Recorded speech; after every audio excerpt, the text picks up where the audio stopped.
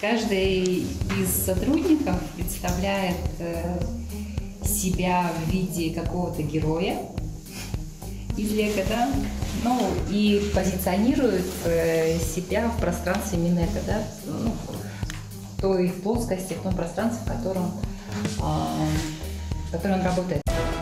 Майя Андреевна Данилова родилась в День Победы 9 мая в городе Якутске. Трудовая деятельность Майи Даниловой началась со стен родного Министерства экономики с должности ведущего специалиста управления сводного анализа и макроэкономического прогноза. С 18 октября 2018 года указом главы Республики Саха-Якутия Айсена Сергеевича Николаева назначена министром экономики Республики Саха-Якутия. Старший министр. Справляемся с этой задачей уже сколько лет? 16, 17? Где-то так точно. Точного учета нету. Справляемся ничего. Майя Андреевна воспитывает 3 сыновей, участница всех 3 якутских полумарафонов, любительница сплавов и путешествий по всему миру. Я бегаю с первого полумарафона якутского и стараюсь каждый полумарафон пробегать. Ежедневные тренировки, они разные, когда легкая, то 5 километров, 10, 15. Она донор, приверженный яблочник, то есть ее любимый бренд это Apple. Просто потому что нравится. Ее любимый фильм «Шерлок Холмс» с британским актером Бенедиктом Камбербэтчем.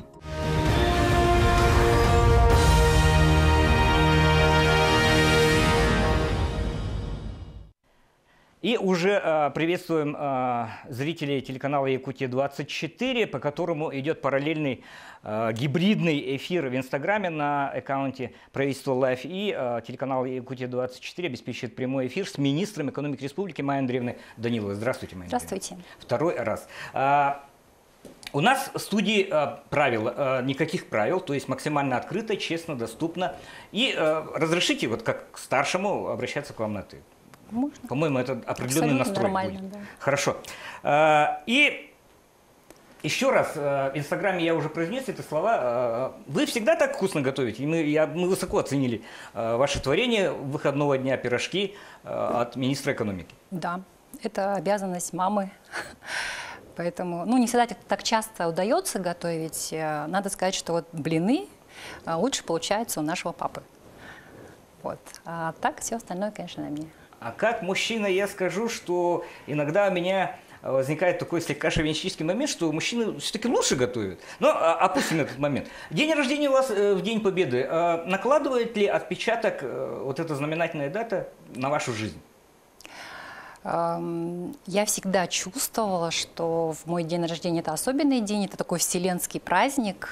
Всегда чувствовала гордость, да, за наш советский народ, так была воспитана в советское время. И сейчас могу сказать, что это великий грандиозный праздник. Я очень рада, что родилась в этот хороший день. От наших подписчиков начинают поступать вопросы. Первый вопрос. Недавно в вашем инсте видели, как вы в 6 часов утра делали пробежку в Дохсуне. Это привычка такая? Это, привычка – это когда ты не замечаешь, да, то, чего делаешь, но пока что это пока на силе воли. Летом проще, солнышко встает, можно легко проснуться, сесть на велосипед, доехать до стадиона, побегать, а зимой, конечно, сложнее. Поэтому зимние тренировки я иногда замещаю тренировками, которые ты видел в фитнес-зале. Велосипед. Как один из зачинателей Федерации велоспорта, какой марки у вас велосипед? Cannondale для кантри, да, кантри-кросс. Отличный выбор, кстати, у меня был кастомный Cannondale F5. Еще продолжают поступать вопросы. Лан-студия Якутск. На чем основывается философия в вашей жизни? Я вот как самсунговец говорю, на чем основывается ваша философия? Сразу такие философские, да, вопросы. Ассоциации такие, философия, там, жизни Ницше, там, еще что-то, Заратустра, я не знаю. Наверное, что-то вокруг области свободы, быть свободным, полезным обществу. Твоя свобода должна позволять себе получать удовольствие от жизни и при этом не затрагивать свободу другого человека, да, и быть свободным настолько, чтобы иметь право выбрать возможность быть полезным обществу. Как-то так. Свобода выбора быть полезным. Свобода выбора быть полезным. Немножко Отлично. Еще раз пересмотрим эту вот фразу. От подписчика Сандара Кюндере. А как можно попасть к вам на работу? Ну, человек тоже ловит момент, да? Как можно попасть к вам на работу в ваше ведомство? Ну, для всех государственных служащих попасть на работу можно через конкурс, но конкурсы иногда проводятся не так часто, да, как возникают вакансии, и всегда есть возможность прийти, устроиться временно на работу до конкурса, и вот пока человек работает временно, он может понять, его ли это место в жизни, да, ну, понять наш ритм работы. Ну, наверное, как-то так. А с вашим графиком 12 часов рабочего дня, который вы упомянули во время съемок нашей визитки, многие могут задать вопросом, а на своем ли месте я не высыпаюсь там и так далее, и так далее. Да? Ну да. Кстати, мы вот всех честно предупреждаем. Именно этого графика. Да, о том, что вот такой график. Мы в этом году разработали памятку, такую инструкцию молодого бойца. Там есть мое вступительное слово. И я их предупреждаю о том, что обязательно у тебя в жизни наступит момент, когда у тебя возникнет ощущение вот напрасной траты времени здесь, когда можно, значит, провести это время с пользой, там, с близкими, с родными.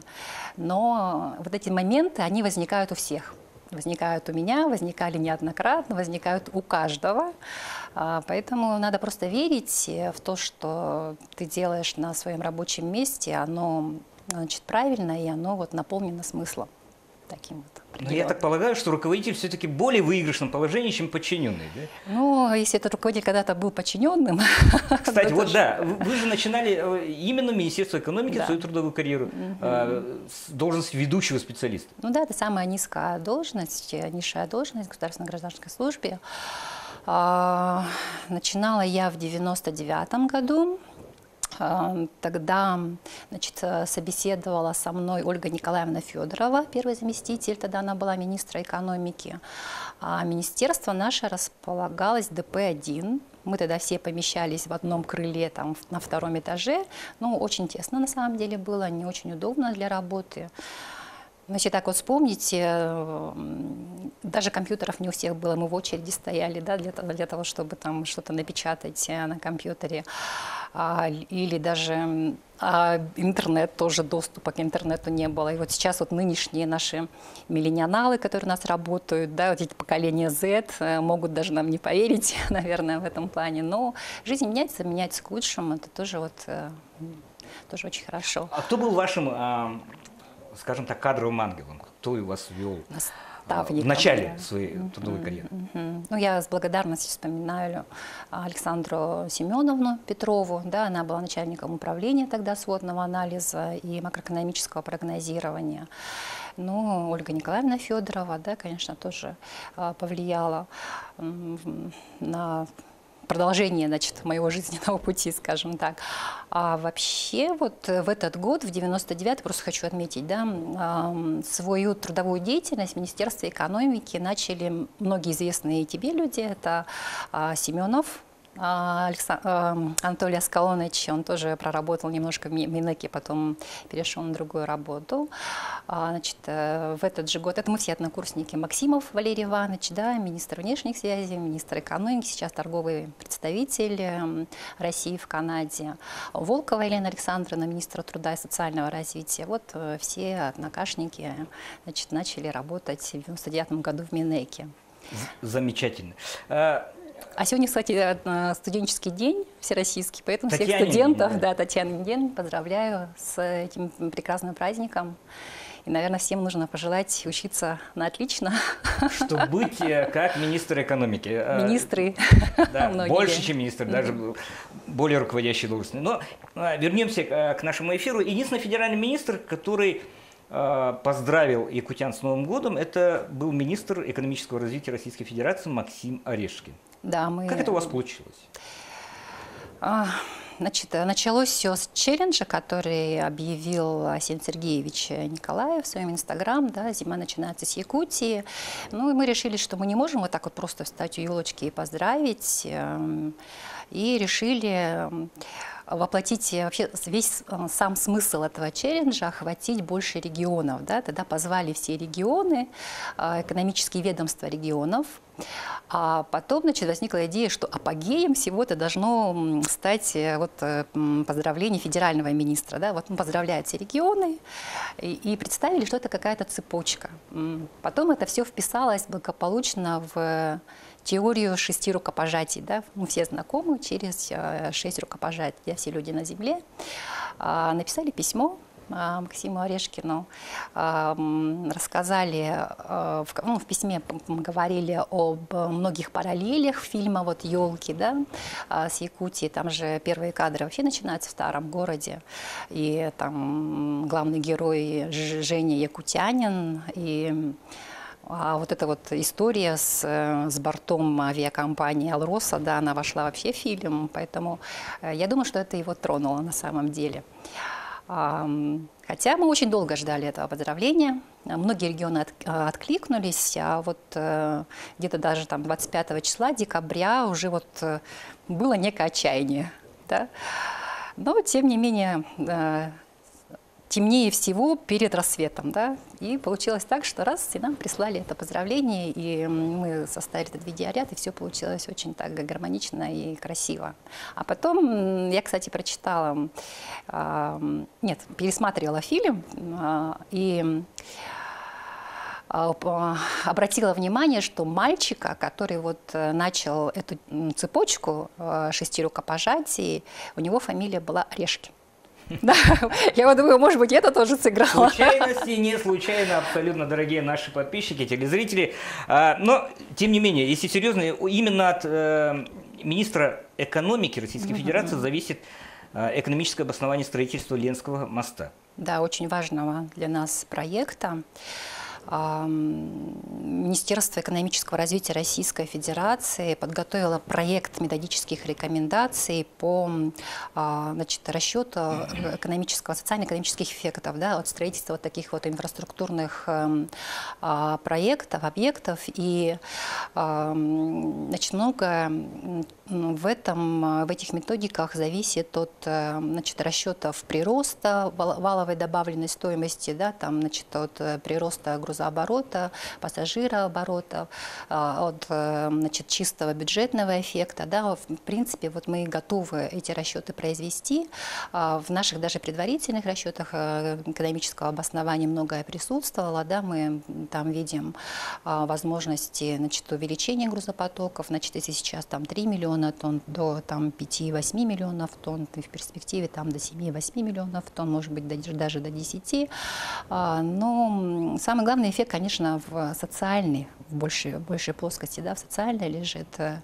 И сейчас вот если транспортная доступность круглогодичная составляет около, вот как раз сейчас подводим же итоги года, да, и цифра выходит на уровне 21%. В 2017 году это было 12%, сейчас 21%. Там у нас многие за счет строительства автодорог, вот мы же сдавали там участки по АМГе, по Кобяю, да, многие населенные пункты присоединились, и получается, что вот эта вот транспортная доступность увеличилась, а с мостом, с водным моста она увеличится до 84%. Это, колоссальная цифра на самом деле. И мост объединяет этот объект 3 федеральные автодороги. Я думаю, что в Российской Федерации мало таких объектов. Майя Андреевна, а как вы думаете, ваш соплеменник по мышлению, да, министр экономики Российской Федерации, учтет ли именно социальную составляющую? То есть в его методике этого нет. Да?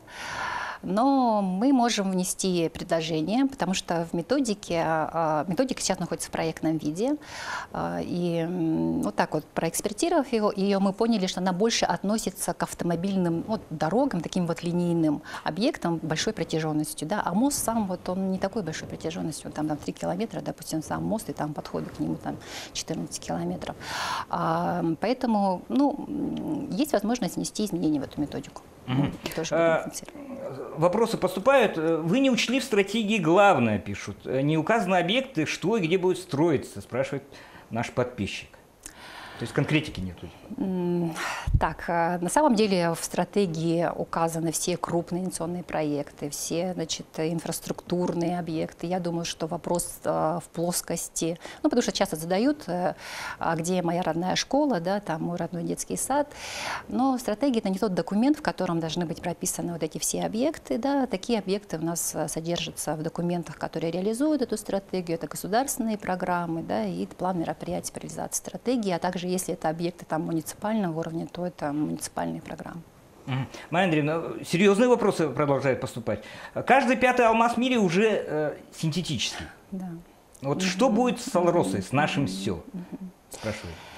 Да, ну тоже при формировании стратегии, конечно, мы рассматривали вот эти вот риски развития, значит, рынка искусственных алмазов, синтетических алмазов. Но эта история же тоже давняя, да, там уже лет 60 об этом говорится. И сейчас вот доля искусственных синтетических алмазов в общей массе там, алмазов ювелирного качества составляют там, ну, 5%, да, возможно, с учетом темпов роста там увеличится, там, ну, значительно, может, 2 раза, в 3 раза увеличится, но,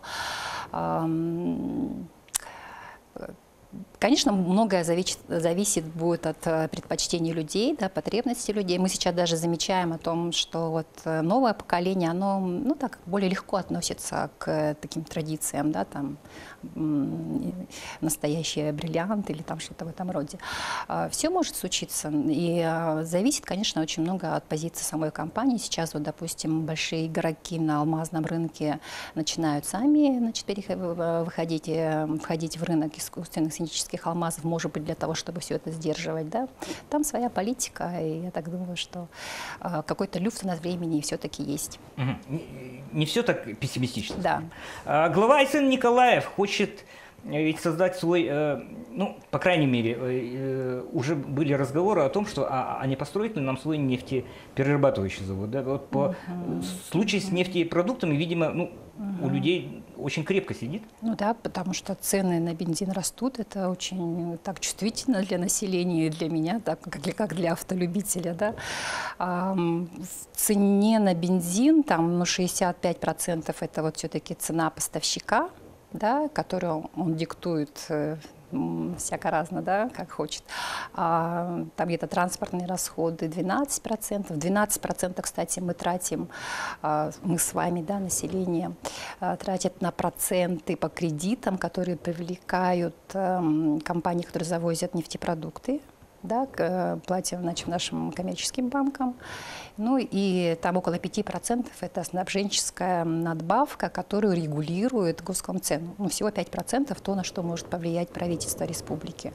Поэтому, конечно, вот вопрос строительства нефтеперерабатывающего завода, он такой актуальный, он поможет, да, в решении вопросов регулирования цен на нефтепродукты. Но, ну, по крайней мере, я знаю, мне известно около 8 проектов, которые сейчас рассматриваются. Там, начиная, ну, с лохматого проекта на 2 миллиона тонн сырья в Нижнем Куранахе, да, и заканчивая совсем легкими проектами, которые, значит, связаны с переработкой газа, да, выпуск сжиженного природного газа. Но проекты изучаются, и я надеюсь, к какому-то решению мы придем. Как ведущий эфира я должен сломать, говорят, линию и от долгих ответов, от лонгов ридов, скажем так, да, перейти к очень такому быстрому формату. Кстати, люди не смогли идентифицировать, в какой зал вы ходите. Реклама разрешается? Можно, да. Да. У нас можно все. Да, Сан-Клаб. Я хожу в этот клуб уже, наверное, 12 лет с перерывами. Ну вот, раньше ходила, ну так, 1 год в статику, а так вот постоянно в Сан-Клабе. Хорошо. Мы перейдем к блицу, чтобы более ускориться, скажем так. Да? Нужно отвечать очень быстро. Если есть обоснование, то буквально одно предложение. Хорошо, поехали? Вас назвали Майя, потому что вы родились Майя. Нет, у меня бабушка Майя. Есть ли плохая привычка? Да. Какая? Мало сплю и не отвечаю иногда на звонки. Незнакомых номеров. Незнакомых, ага. Я тоже, кстати. Любите ли вы давать советы? Нет. Регулярно ли вы получаете комплименты в свой адрес? Нет. Балуете ли вы себя? Да, обязательно. Чем? вкусной едой, красивой одеждой, как женщина, да, ну, путешествиями. Мы в визитке видели элементы настольных игр. Какая любимая настольная игра? Imaginarium. Imaginarium. Придерживаетесь ли вы основных принципов тайм-менеджмента? Конечно. Придерживаетесь ли вы правильного питания при, скажем Обязательно. Так? Угу. Боитесь голову? Нет, умных людей не надо бояться. Вы счастливы? Да. Отлично. Это был блиц-опрос, наша абсолютно домашняя заготовка. И присоединяются подписчики, им тоже заинтересовал блиц. И куда ездите в отпуск? Предпочтение? Не так часто удается в отпуск выезжать.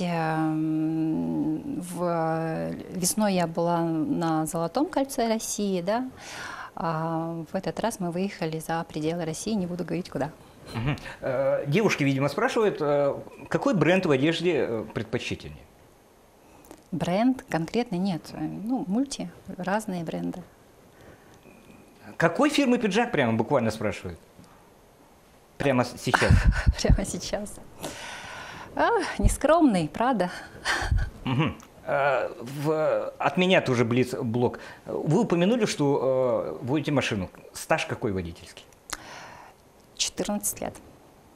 А как лично, как водитель, вы относитесь к молодым женщинам, ну, может быть, даже пожилым женщинам за рулем? С пониманием. С пониманием. Снисходительно, скажем так. За свой стаж госслужбы вы скольких министров родного Министерства экономики пережили?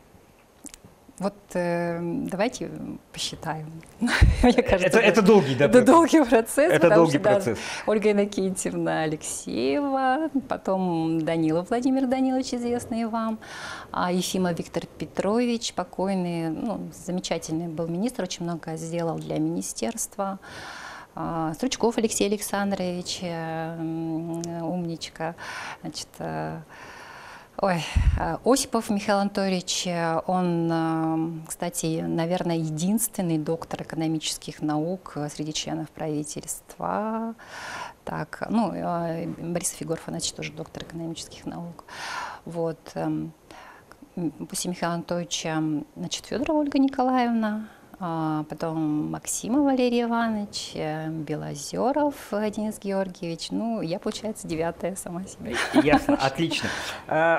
Спрашивают люди, по телевизору говорили про новый налог для самозанятых, льготы, вернее, на имущество для тех ИПшников, которые, ну, являются надомниками или самозанятыми. Ага, значит, тут два вопроса, да. Льгота по налогу на имущество, она может быть предоставлена, если, ну вот ИПшника, он применяет вот это имущество в своей предпринимательской деятельности, да, если там в гараже что-то у него, там столярная мастерская или что-то, он может заявить в налоговую и получить льготу по налогу на имущество, это вполне возможно. А вот эти, которые самозанятые? А по самозанятым... Будет ли налог на них, то есть будут ли отбирать весь доход, спрашивают? Налог на самозанятых сейчас введен же в виде эксперимента в Москве, Московской области, ну, таких вот передовых наших субъектах, да, значит, в Татарстане, по-моему, в Калужской области.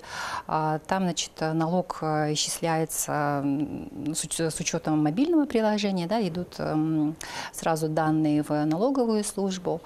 Ставка налога там, по-моему, 4% для услуг. Там же в основном по услугам. Ну, эксперимент вообще 10 лет. Мы можем присоединиться, конечно, к этому эксперименту, но сперва посмотрим, как у них получится. И потом, если будет потребность у наших, то все будет зависеть от позиции, конечно, предпринимателей. У меня миссия передать массовый комплимент от наших подписчиков, потому что вы шикарно выглядите. Замечательно. Спасибо. И продолжайте в том же духе, пишут. Перейдем к чуть серьезному. И Ксенофонт, видимо, и по Ксенофонту Филиппу. Вопрос развития Арктики передали в Минвосток. Это хорошо или плохо, вот, по вашей личной оценке? Мы с Минвостоком очень тесно взаимодействуем, и учитывая лоббистские возможности Трутнева, наверное, это все очень хорошо. Но при этом нужно, я как значит, министр Министерства экономического развития, конечно, хочу сказать, что Минэкономразвития же курировала до этого арктическую тематику, да, и, в принципе, там тоже очень многие вопросы были решены. Вот буквально недавно было подготовлено и принято решение о том, что 8 наших улусов войдут в состав арктической зоны. Это тоже подготовило Министерство экономического развития Российской Федерации. А до этого в государственную программу развития Арктики была включена там северо-якутская опорная зона, и с Жатайской судоверфью это тоже там почти 5 миллиардов рублей, и тоже результат хорошего такого взаимодействия работы Минэкономразвития России. Поэтому тут сложно сравнивать, это хорошо или плохо, это просто по-другому, и мы думаем, что все будет еще лучше.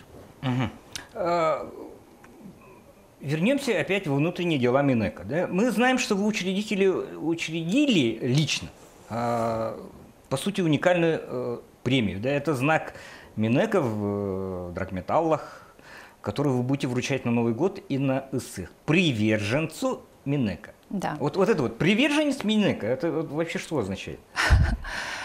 Человек, который мыслит в духе Минэка, это нужно просто прочувствовать, что это за человек, да? Человек, который верен, для которого дело выше, может быть, личных каких-то отношений. Поэтому человек, который добивается результата. На самом деле значки есть у всех структур корпоративных, да, которые имеют там свои эмблемы, просто они присуждают, ну не присуждаются, раздаются всем. А тут я решила, что давайте мы сделаем уникальный все-таки знак, и это будет какая-то личная там награда, личная награда министра. Тем более финансирование этого знака, как бы расходы на финансирование несет сам лично министр. Поэтому... Это ваши личные расходы? Это да, лично. Я задавал этот вопрос, задам еще раз, поскольку не попала в визитку. Вы считаете, что отдельно взятый орган государственной власти Республики Саха-Якутия можно представить как вполне работающий бренд? Если это сплачивает коллектив, то да, почему нет? Вопрос по Инстаграму опять поступил. Планируется ли поддержка моногородов? Поддержка, конечно, планируется. Сейчас фонд развития моногородов новые, значит, инструменты вводит. Там, по-моему, даже беспроцентный кредит выделяется на определенных условиях тем проектам, которые реализуются на территориях моногородов. Нам просто, у нас заключено соглашение, и, в принципе, нам просто нужно инициировать эти проекты, с чем у нас сейчас большие сложности. Насчет донорства вопрос. Для чего вы это делаете?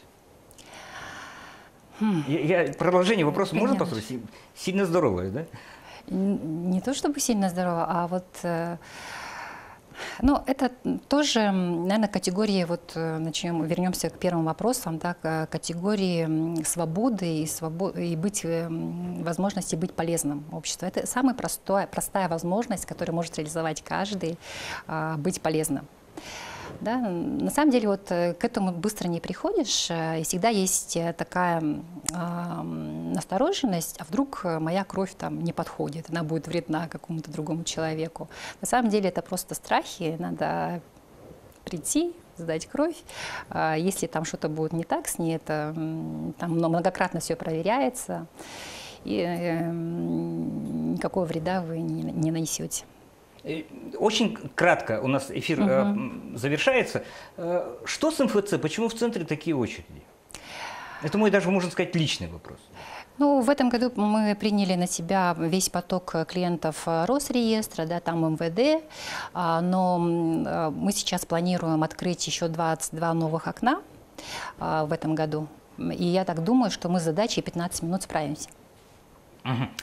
Спасибо за возможность пообщаться с вами без купюр, что пришли, ответили на наши вопросы. Наши подписчики могут получить все ответы на те вопросы, которые они прислали на наш прямой эфир в предыдущем нашем посте. И я еще раз от имени наших подписчиков, от имени нашей команды, от себя лично благодарю министра экономики Республики Саха-Якутия, 9-го по счету на ее памяти, да, за этот открытый, прямой и очень хороший диалог. Спасибо. Увидимся. До свидания.